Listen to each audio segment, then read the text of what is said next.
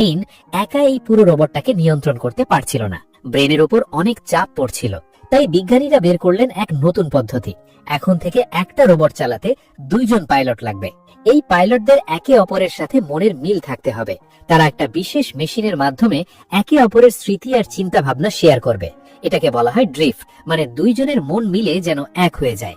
তখন তারা একসাথে ওই বিশাল রোবটটাকে চালাতে পারবে। এবার পরিচয় করিয়ে দিই আমাদের গল্পের হিরো র্যালি এবং তার বড় ভাই ইয়ান্সির সাথে। তারা দুজনে মিলে জিপসি ডেঞ্জার নামের একটা নীল রঙের দারুণ ইয়েগার বা রোবট চালায়। তারা 2 ভাই হওয়ায় তাদের মনের মিল ছিল অসাধারণ।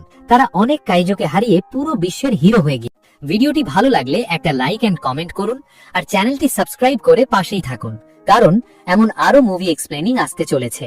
দেখা হবে পরের ভিডিওতে।